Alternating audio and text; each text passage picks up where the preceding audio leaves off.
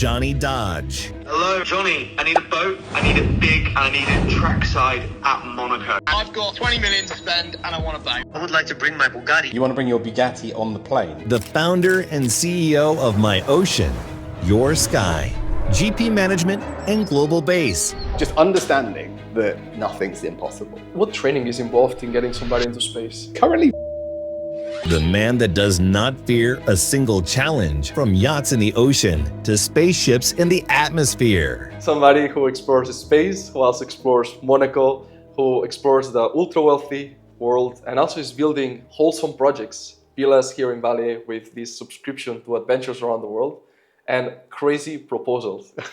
Man, we have to start with that one. Like, tell people, how did you propose? And actually not one proposal, two proposals. two proposals, out of this world. 2 continents, 24 hours. Yeah, that was fun. How was that, man? Look, my life is about experiences, and that's all we're doing every day is being able to. I mean, what else do we have in life other than that? And I think that the material possessions is not what people desire these days. So my passion is about finding the greatest adventures and experiences on Earth. So of course, when it comes down to me personally, I had to create something that would be iconic. So yeah, we created. A lot of work went behind 2 trips. So it started in South Africa with a proposal on safari, with a movie set based on the music video from Taylor Swift's Wildest Dreams, recreating that experience and proposing there to then get on a plane, fly down to Antarctica, land on the ice 5.5 hours later, and propose again for the second time. First time with the traditional diamond ring, the second time with a rock from Mars. A rock from Mars. Where have you heard that before?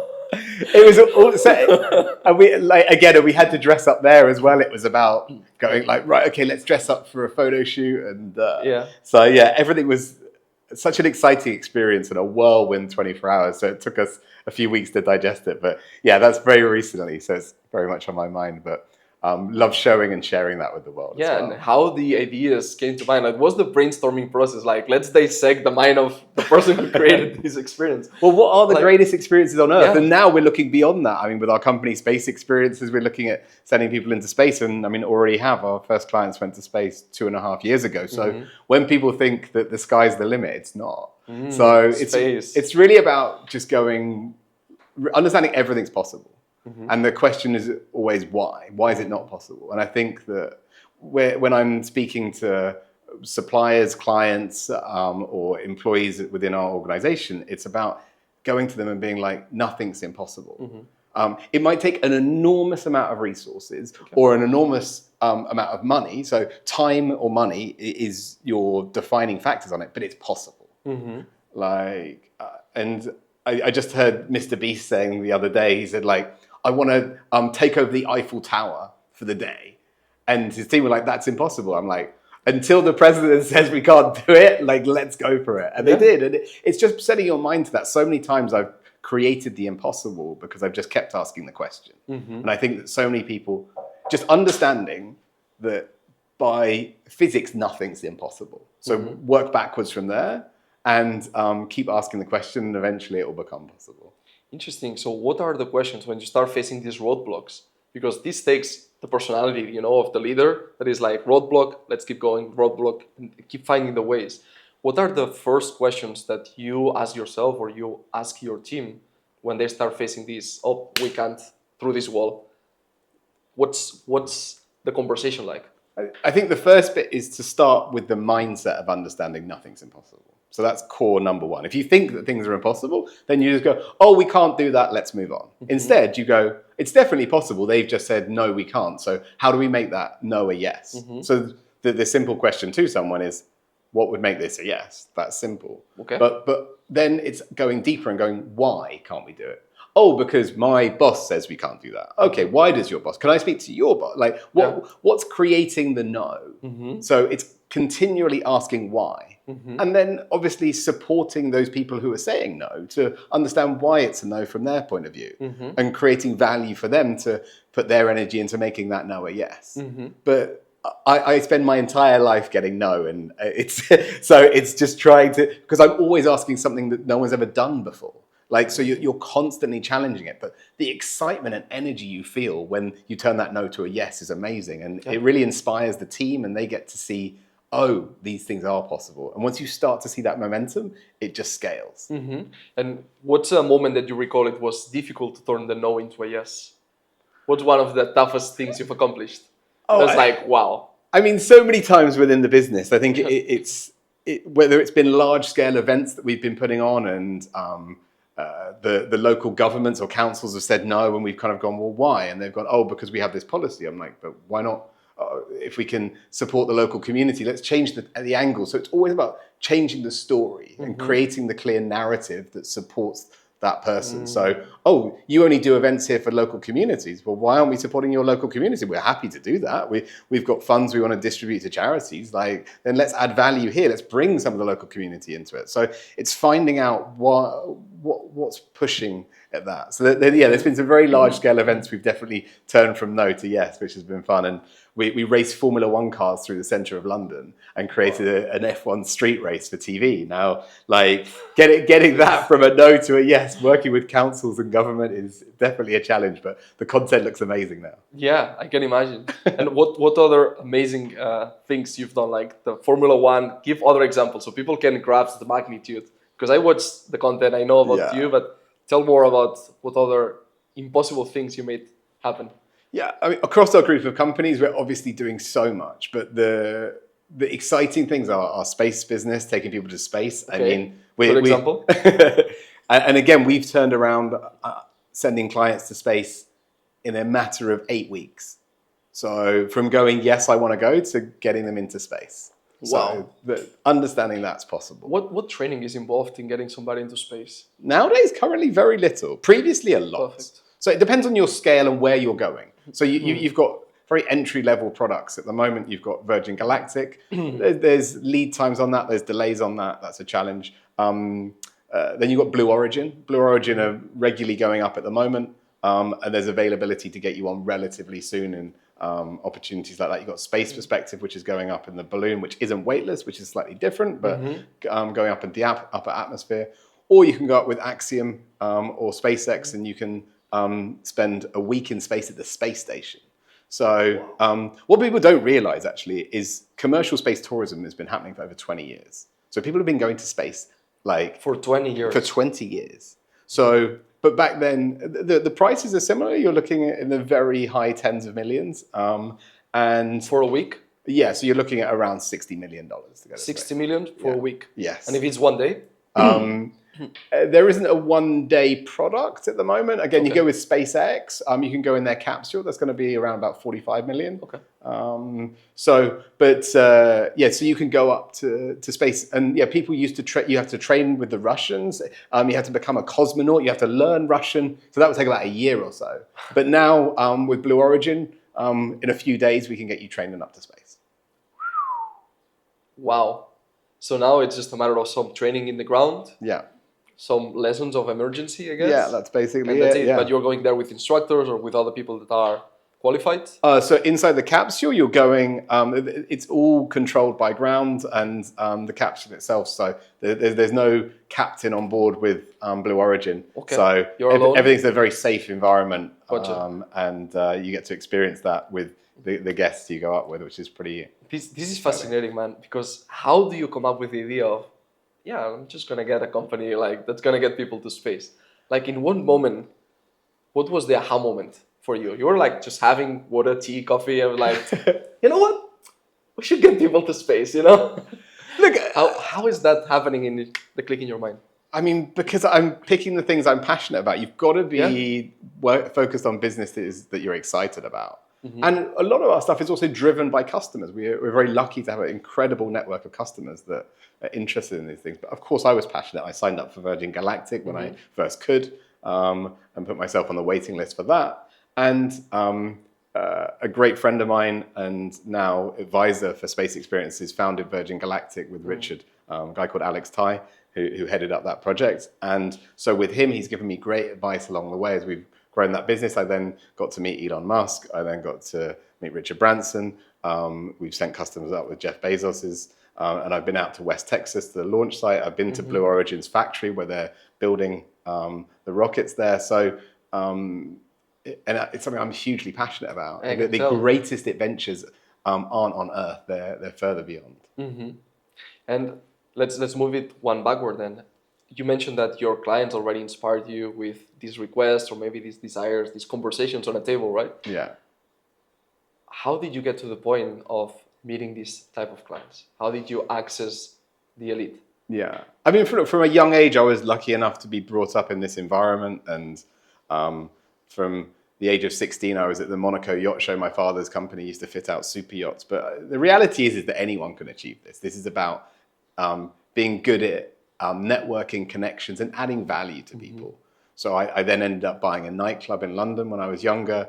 And the excitement around that is and the interest and uniqueness around owning a nightclub, certainly back then in central London, is no matter whether you're a billionaire or an A-list celebrity, everyone wants to meet the nightclub owner.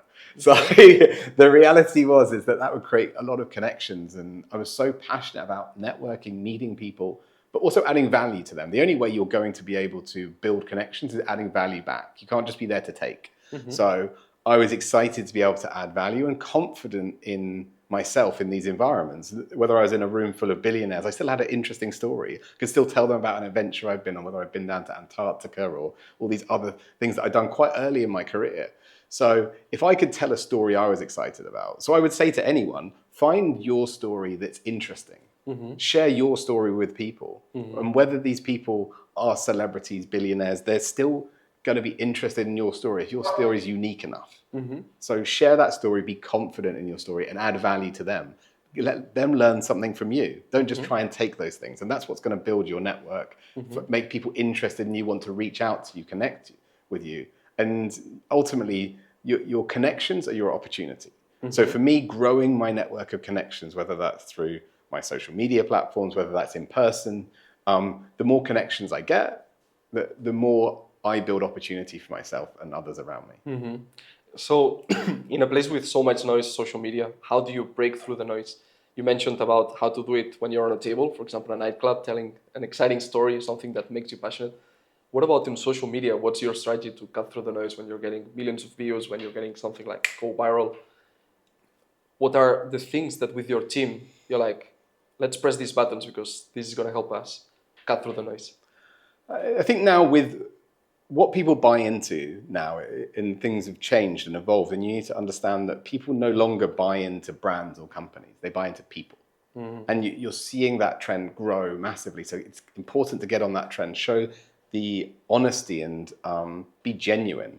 And so fundamentally, if you can be genuine and showcase what you do, I think some people are scared to put themselves in front of the camera. So if you're launching your business, it's not about just showcasing that, it's showcasing yourself. Tell your story. People buy into that and want to find out why. So we reach hundreds of millions of viewers with our content. And that's because we're telling a genuine story, but also one that people, of course, are fascinated by the world of the luxury lifestyle and experiences. So we've gone from showing content of our super yachts and our jets that we sell through to actually showing behind the scenes of me on phone calls with clients trying to close big deals. And people from every walk of life are fascinated by that, whether they're interested in purchasing the yacht themselves or whether they want to learn about sales or just what on earth goes along with someone trying to buy $100 million yacht. So it's a very exciting world. So we spread that information and making it about you, your story, and making it genuine is how you push through that noise. Yeah, you're coming back to the story, the importance of the story. Yeah. What makes a good story, Jonny? What's the ingredients that you always sparkle in your stories when you tell different ones? Yeah, for me, stories is the platform that everything is based on. Yeah. It's your narrative. So you're telling your why. So understanding people, and the reason, the way you tell a good story is knowing what your why is, and often people don't. So I think it's about getting back to basics, understanding what your why is, and that's the thing that's going to make such an impact on people. How are you supporting and affecting other people's lives? If I can add value to it. So what's our story?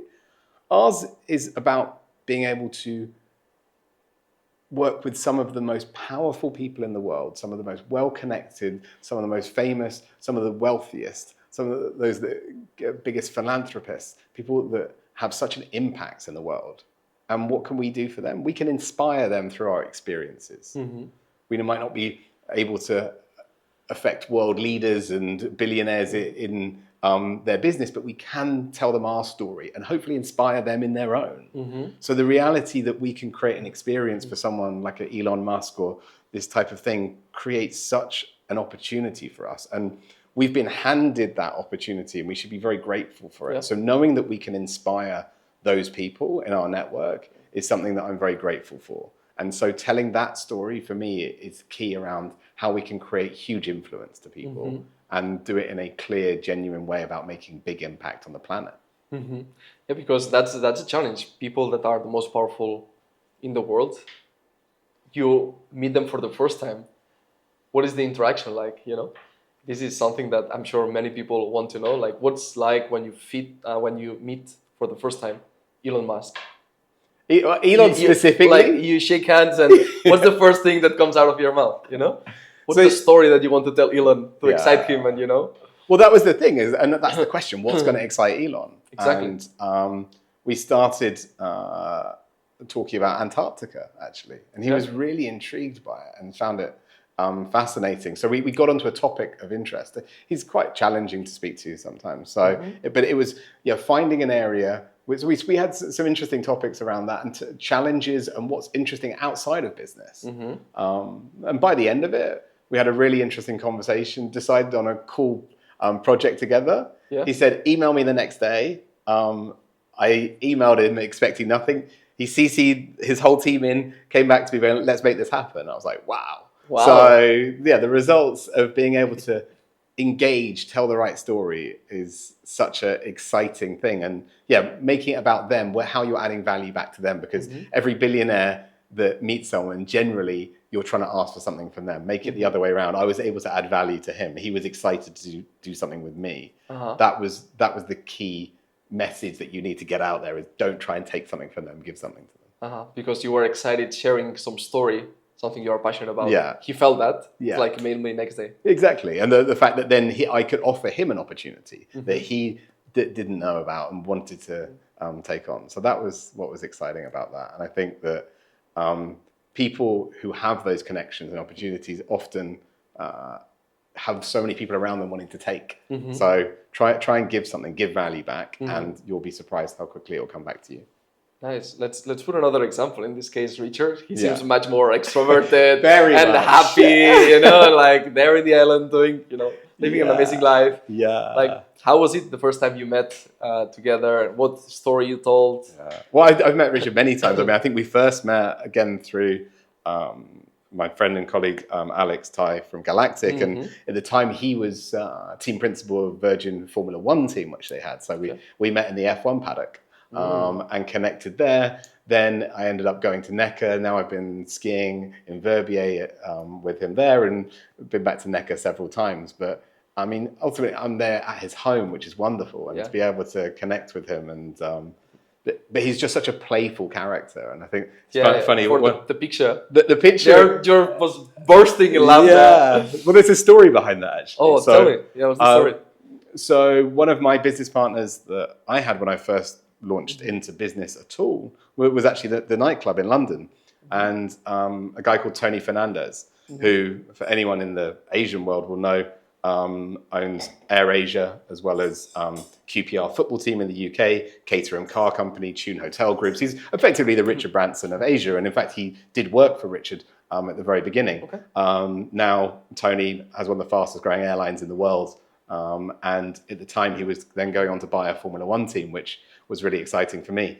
And so we owned the nightclub together, and then he got into F1 and introduced me to Bernie Eccleston. I ended up doing my deals and got into Formula One. So it's very much thanks to him, and having a billionaire that owned an airline, a football team and a Formula One team when I just finished uni, is my mentor and my business partner, was so inspiring. I'm so grateful to him for that. But he ended up doing a deal with Richard because they're both use their own faces and their personalities as their marketing tools, which is such a great way to do it. And I try and echo the same in my small way. But the bet was between Richard and Tony, whose Formula One team would finish highest in the World Championships. You had Virgin and you had Lotus. And they took the bet on, and the bet was whoever lost would have to dress up as an air stewardess on each other's airline and serve drinks for the flight.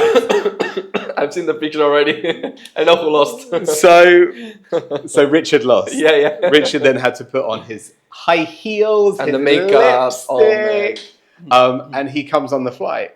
And what you'll see if you've seen it is Richard comes down the aisle. Tony's sitting there ready for him to be served his drinks, and Richard spills the entire tray of orange juice onto Tony to make this hilarious photo, of course, in his charismatic way. So we were, that morning at breakfast, we recited that story, and we sent that photo to Tony of Richard about to pour orange juice on me. Yeah. So that's why I have that photo. Wow. That's a fun one. Yeah. It's cool, man. Like when you can build this genuine connection, and as you say, you can just focus on sharing your story when you're excited instead of just taking. Then I can imagine that business just happens much more naturally. Yeah, after very you much. have this, moment. I think you've got to build on friendship first. Like that, all of my major deals, and some people have different opinions to that, but the reality is that for me, some of our biggest clients are my closest friends, and that makes it for great opportunities in business and an enjoyable way of doing things, for sure. And how do you cultivate these relationships while you're away? Because you're traveling all the time, they're also on the move. So usually a relationship can be more easily cultivated when you're in person, you meet often. But how do you do it when you are 12 months or 24 months without seeing each other physically? I think that there's two key factors to that.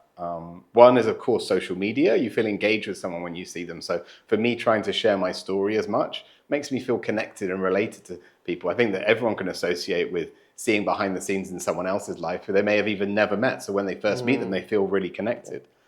And the second one is far more fundamental to our business and important, is that building bonds and relationships is, through our experiences, is very different. Building a relationship on a night out, having drinks with someone, or in a corporate event, going and taking someone to hospitality at a football match or whatever it might be, our experiences are designed to create deep, long-lasting bonds with people. We'll take people driving up volcanoes in Iceland over glaciers. Like, we're creating life-changing experiences. And those experiences create bonds for life. You're getting these people out of their comfort zone. We'll do this for large corporates. We took Samsung, like the team from there, driving up volcanoes, and they haven't got out and done these things. They haven't worked with each other as a team in these same ways. We're pulling people out of the snow. You end up with these trauma bonds almost of this experience.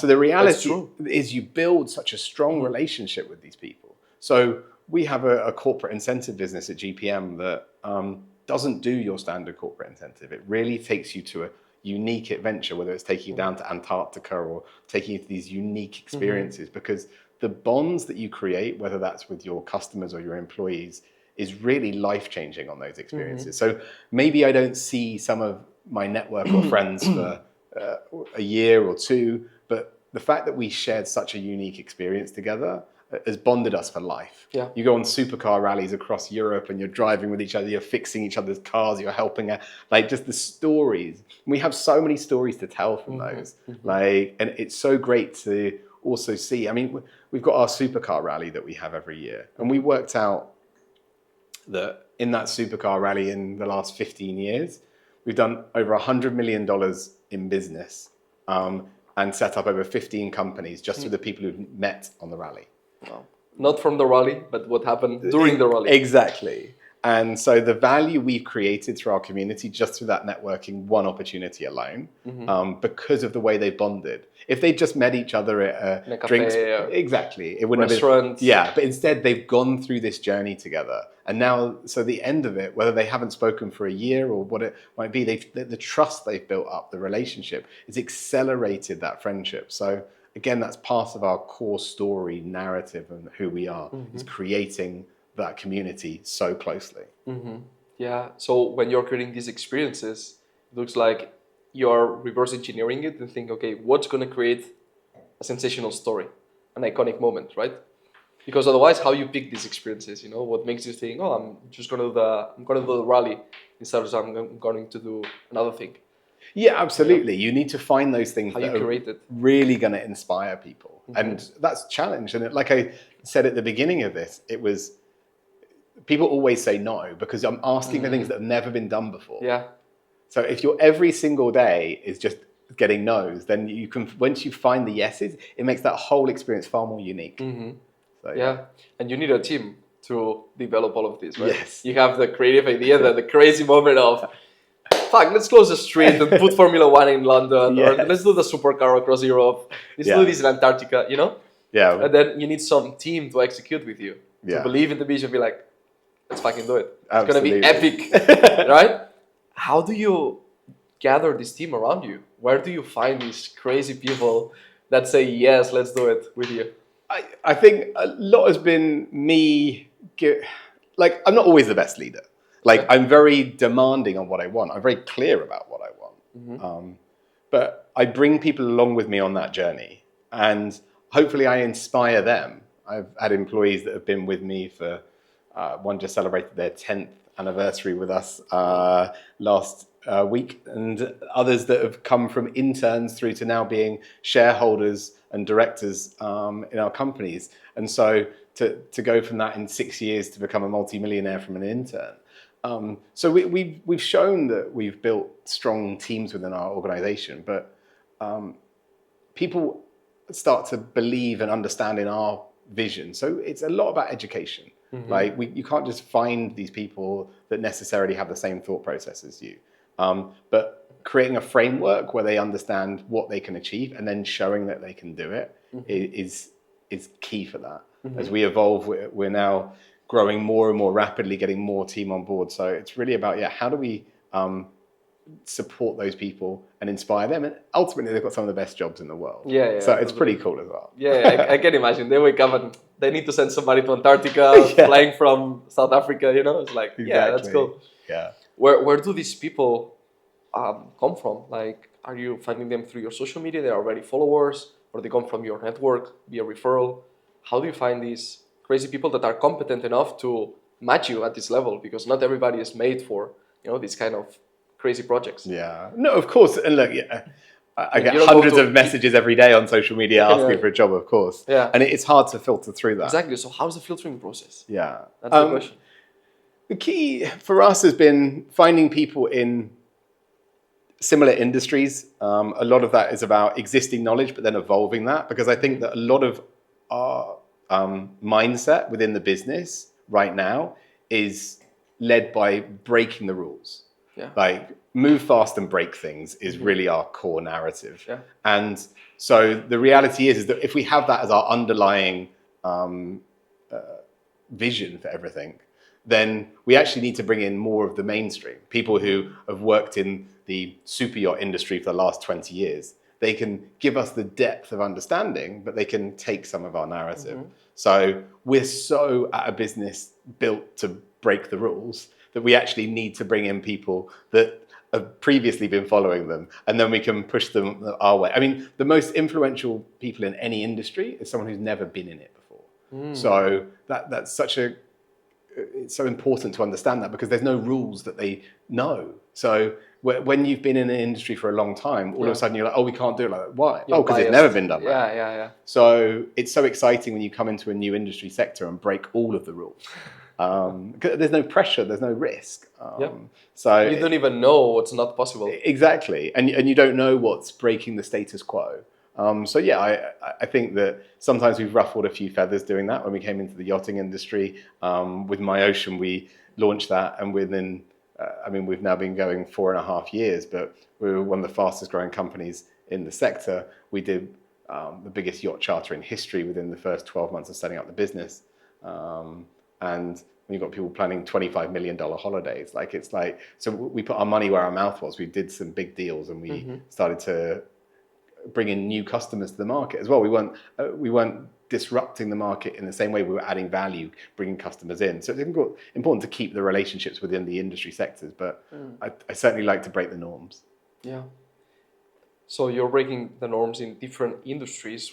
What about the project that you have in here, because it feels like the project in Bali, it's a way to connect with other people that are also breaking the norms, breaking the status quo. Yeah. Like how is this idea of, getting this subscription and the bill for free? Yes. Tell us more about that, because that's a good project concept. Yes, so we started about 3 years ago with the concept of the Global Committee. That's our non-profit. It brings together our community, our yacht owners, our jet owners, our people who travel on our experiences. A lot of these people are philanthropists who care about big impact in the world. So if we can bring those people together and talk about a bigger cause, something that they can add value back to the world. So we started and we partnered with One Young World, a charity that creates a similar version of Davos, but for young people, under 30s. And we're inspiring the next new leaders of the planet. And we partnered with them, and we also hosted talks and brought in people from, we had Airbus, Blue Origin, Virgin Galactic all come talk about space. We had talks on general aviation, we had talks on crypto, and it's about bringing together these real big change makers and understanding they have the ability to make such an impact in the world. So when we were like, this is such a cool community of people, they like having fun, they like experiencing adventure, and they want to make a big impact on the planet. So those events evolved, and then we were like, what are these people want? We want to create a base, a home. But we all live nomadically now, and we ultimately our group, we own travel companies across our group. Effectively, what our eclectic group of luxury travel companies are, from space travel to resorts. But the reality is that we study this and we see how people live differently nowadays. So people travel for longer periods of time in larger groups.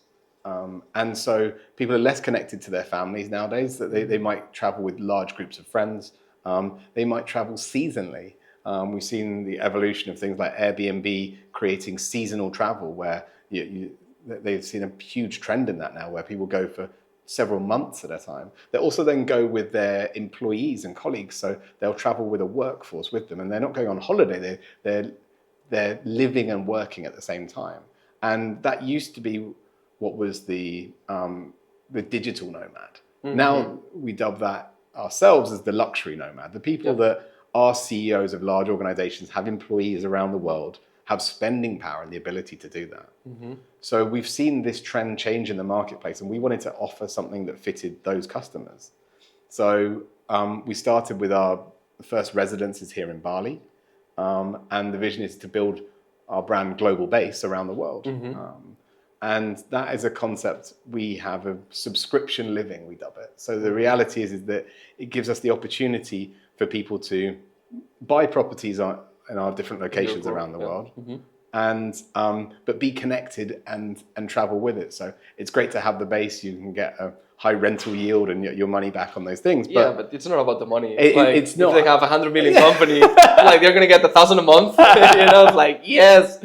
They might even want it closed, right? Just for them and to have their things there. I think, so what it's actually, we've realized this community is that the subscription living has come about by going, right, buy into it. Your entry level is at $250,000. You just happen to get a free villa. Now come and join our experiences. And because of our network of businesses, we have our trips to Formula One, we have super yacht events, we have our supercar rallies. So we have all our adventures around the world, Antarctica. So the reality is that community can now live nomadically in the homes that we have around the world. They can come to our experiences. And what we've seen is a key trend for the future within every sector and vertical of business is very much community. I think this is the new key buzzword and narrative that brands need to understand. As we get more and more disconnected and the challenges around that, community is the number one factor that's going to drive a lot of businesses, and definitely in the luxury sector as well. So now we're able to offer that community back. We've created this network over the last 15 or 20 years. So being able to connect all of these people, travel with them, experience life with them, and offer them the greatest experiences. It's no longer what assets can I own, what can I do? It's about living the best way possible. And hopefully with Global Base and our projects around the world, we've been able to create that. Yeah, because people want access to these things that, people pay a little bit when they don't want to do something and they outsource it. but they pay extra premium where they can't do it, except they do it through you. Yeah. You know, if I can't go to space myself, and I need somebody to bring me to space, like it's the only way to pay somebody a premium to get into space. You know, so if you curate these experiences, Yeah. you know, that I wouldn't even be able to do it myself, or I would be lonely driving the car around Europe. You know, And I think that's the thing is like it's people. unique. A large percentage of why people do these experiences now is to meet the other people who are doing those experiences. Because if I'm driving on a supercar rally through Europe and I meet someone else, they probably have the similar likes and passions that I do. If I'm there with someone that's doing these adventures, then people make great friendships, as we've said. So it's so exciting now to... this has been such an organic growth as our different companies we've grown over the years. So now to be able to bring this all together and create this community is the exciting next journey in our chapter. Yeah, excitement is the key word here, I think, because when they have this level of wealth, like they don't need more money. It's about the excitement of building the next venture with somebody that they just met in one of these experiences, right? But look, of course, we have... It's having fun. But we also have access to the relatively entry-level experiences.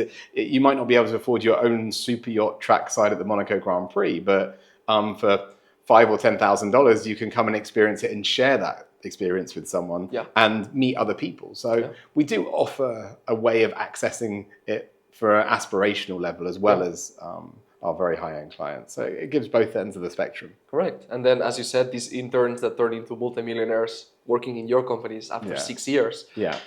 You might discover there the new, sharp mind, the young business owner that comes there for 10 grand. Yeah. And it's like, just brings a lot of value, exciting stories, new projects. It's like, wait, let's bring this person up with us to the other events that are more, let's say, for the elite, right? Yeah. I mean, look, the reality is that different your layers. Yeah.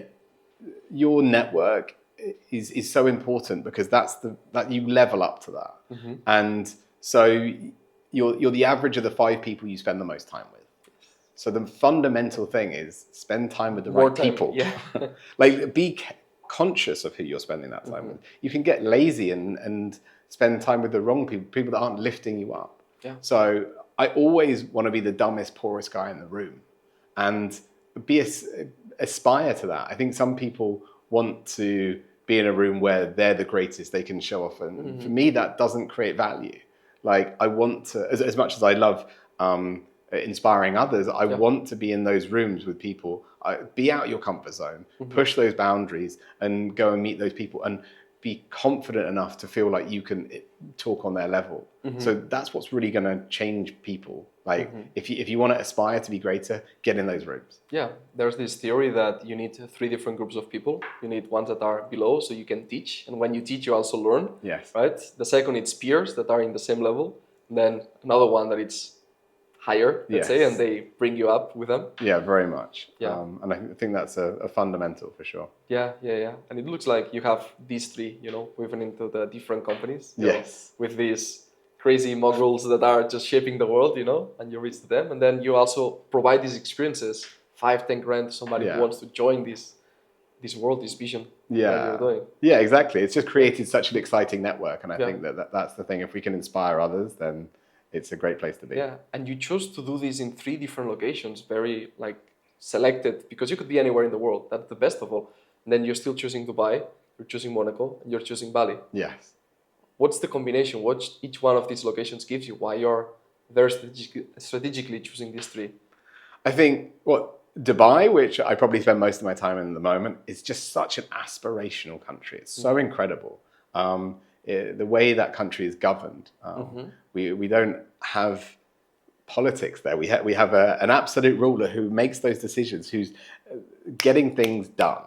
And that is an incredible country. And so I'm so passionate to be there. If you look at Bloomberg statistics, in the last 12 months, more millionaires have migrated to the UAE than any other country in the world. And the year before that, same again, number 1. So and we have a population in Dubai of 4 million people. So the volume of millionaires, the average person is a millionaire in the UAE. So that's going to level you up quick. And the ability to grow in that country. I was given a golden visa by the government there, and they have. I tried to get more and more involved with them and support where we can in the super yacht industry there, I have been advising on new laws and regulations for the country and trying to evolve that part of the industry for them. And it's so exciting to see how open they are to new evolving things. So the speed and the access to that. So it meant that I left the UK, sadly, and I felt that hasn't really been something that's not quite forward thinking as it used to be, sadly. Monaco, again, is such a unique hub. It's full of certainly an older money. It's an older way, but it is that. It's a beautiful. I spent lockdown there. I loved it. It's such a beautiful place to be, and so inspiring. And Bali is something completely different. Yeah. And I think that every day I can get up here. I don't need the supercars and the skyscrapers and the super yachts here. I just need my moped, take the dogs for the walk on the beach in the morning. Like it's a different world, and it really takes away all those things that you don't need in life. I was lucky enough to go on an adventure where I got myself shipwrecked on a desert island for 10 days with no food, no water, no shelter. You chose to put yourself there. Yeah. Where was that? What island? In the Pacific Ocean, in the archipelagos of Panama. Oh? Panama. Yeah. And crazy story. Okay, how did that go? That was it. Like, I think that being in a world of luxury and billionaires and that lifestyle, I'm always trying to get down to the core root of where our value comes from. And so what was so interesting for me is to go, how can I get rid of money? How can I move that away? Because it doesn't really matter. Yeah. If I'm on a desert island, money has no relevance. Totally. The guy that can make fire and the guy that can catch food, only things that matter right here. Yeah, that one survives. Yeah. So the reality of that situation was so fascinating to spend that time with CEOs, people who are influential, people with huge wealth, and do that experience and also 10 days out without your phone. That's interesting too. Oh, no phone, no food. You had to catch your own food as well? Yeah, everything. Fire yourself. Yeah, everything. We just had our clothes and a machete. That's it. That's it. Yeah. We made fire by rubbing sticks together. Wow. And, so the experience of that was something I was super passionate about, because going back to your why, it has to come from a really deep place.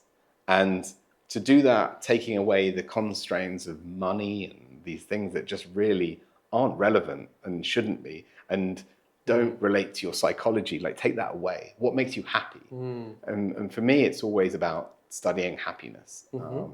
And so our holding company, we have that owns our company, is called the Happiness Company. It's all about inspiring others to be happy. I've traveled to Bhutan in the Himalayas and met the king there to talk about they have gross national happiness. They govern their country on the happiness of their people. This is where I'm excited about, is to focus on the concept of happiness. Yeah. And that is the end goal in life. Money isn't the end goal. Happiness is. And I think sometimes we forget that. So these wholesome experiences, like Bali, maybe it's a moment of, humble, you see people here on the rice fields every morning, just working, in a very happy, simple way. And that's the reality of this, is that, but you can equally ask yourself, like, if I was a billionaire, like, I went to the beach in the morning and walked the dogs, what would I have done? Would I have gone on my gold moped? It doesn't make any. I'm still going to walk the dogs. I'm still going to sit in the cafe. I'm still going to have my coffee. You then need to focus back on your health, like your mental well-being. Like, am I going to wake up? Am I going to go do some exercise? Am I going to do some meditation? What's the value? So my daily routines actually become the point of value, because many of those won't change no matter how wealthy or successful you come.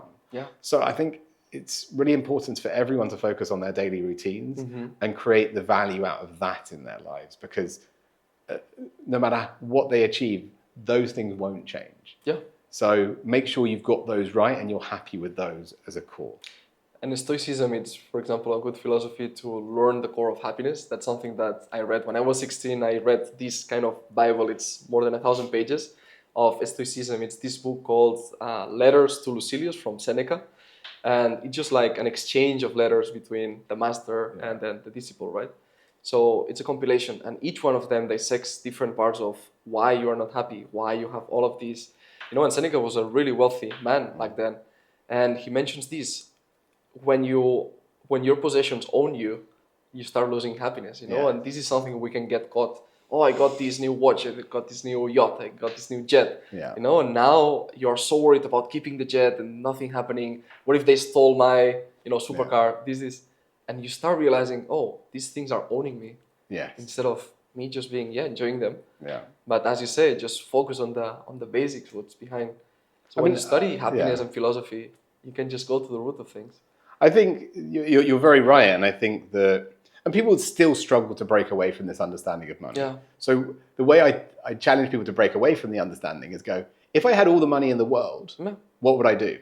Mm-hmm. Then start doing those things, because most of them won't require money. Yeah. Like, so if I had all the money in the world, right, I'd go and like live on the beach in a surf shack, and like, it's like, cool, go do that. Like, it doesn't cost you anything. Like, go do it. Like, so I think that's key is asking yourself those questions. Yeah. What would I do if I had all the money in the world? And I do that all the time, because I'm like, what would I have done differently today? How would I have done that? Because it then starts to reset and recalibrate what you actually want to be doing and achieving. And you're still going to have the same struggles, you know? Like, if you became a billionaire and just decided to set up a surf shack on the beach, you then might be like, oh, well, like, I've got clients coming today, but I'm not there yet. Like, you've still got problems, right? No matter how much money you've got or what you choose to do, like, if you set up a charity, you're still worrying about the charity and what's happening and the goals. So just reducing that level of stress, trying to be content, adding value to your life is key. Yeah, regardless of how much money you have, how many assets. Actually, one of the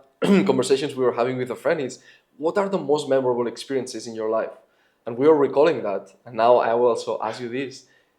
But many of them, for us, like, required no money. Yeah. Like, we were not like, oh yeah, I remember the most memorable was when I was in the Burj Khalifa doing this thing, or when I was driving this expensive car. It's like, bro, I remember when I was backpacking in Brazil, sleeping in a 12-bed dorm, and I was so tired after all day walking and this.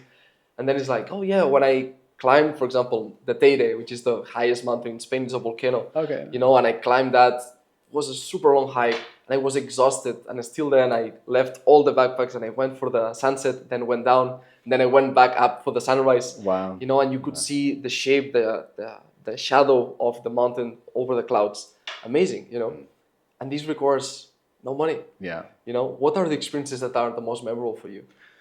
I think, well, there was this turning point for me. And I think that it's trying to create those memories of those key turning points in life and be value and see how valuable those are and relate to them. But one of those was around, I did lots of experiences that were luxury, and I went down to Antarctica and did these trips. And I was like, now I want to take on physical challenges. And I'd never, like many people, I'd never run a 10K run. Now, like, there's a lot of people that haven't, and to look at that and your friends doing it, and you're like, no way. Like, I'd probably run 1,000 meters at school or something, you know? So I like, let's take on that challenge. And I started in the gym one day, and I was like, okay, 2K. Oh, cool, 3K. I don't think I've run 3K, 4K. Like, I just hadn't done it. And that day I managed to achieve 10K, and I was like, wow. It totally blew my mind, because I realized that everything is the power of the mind. Yeah. Then I went and did a 10K run in London through the streets in the London Winter Run and got my medal. And then I was like, right, what do I want to do now? So then I started looking at doing the 7 summits. So the 7 highest peaks on the 7 continents of the world. And I started with Kilimanjaro. I then went on to Aconcagua, and now planning for a few others along the way. So it's like, the reality is that realizing that it's the power of the mind. And those summit days are so interesting, and those have been some of the greatest days for me. Is you wake up at 10, 11 p.m. at night. You start trekking through the night. You're taking the tiniest footsteps. You're already exhausted. You've been many days on a mountain. You've come from base camp. There's little oxygen in the air. You can't take big steps. You'll start sweating. It'll turn to ice. You'll start running out of breath. So you're taking these. You're walking in the dark with a head torch down. Like, you've got to keep that moment. And it's that mindset. But once you break through that and realize that very little about that is around physical training, as long as you're relatively healthy, almost all of that is mindset. And I think that realizing that as humans, we very rarely push ourselves to a point that we can't physically achieve. Like, we're often where we think we've completed or we're at our maximum is often only 10 or 20% of what's possible. So I inspire people to go and say, I want to take on my year challenge. I want to come the end of the year, everyone go away and be like, what was the one thing you achieved this year? Yeah. And if you can come back and be like, whether it was giving up smoking, running a marathon, like make that your reason for the year so you can tell everyone and be inspired by that. So I think setting a massive goal and going out and doing that, but also setting enormous goals, bigger than what's possible, because I always try and set the greatest challenges. And then if you aim for the stars and hit the moon, it's the best way to achieve something. So I think go out, set those big challenges. But for me, it was being inspired by realizing that so much was the power of the mind out of what I ended up achieving.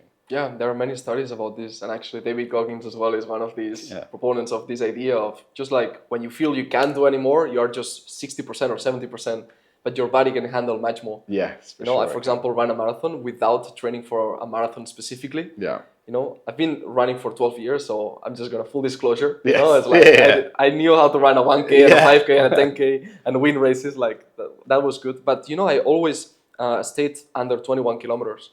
And then one day a friend calls me, and again, the people you surround yourself with, right? And he calls me, we are in Belgrade, in Serbia. Yeah. He says, bro, like there's a marathon next week. Like, why don't we do it? It's like, first I was like, marathon, like I'm a short distance runner. Like I run 1500, I do all of these things. But I'm like, why not? Yeah. Why not doing it? Like, what's the worst that can happen?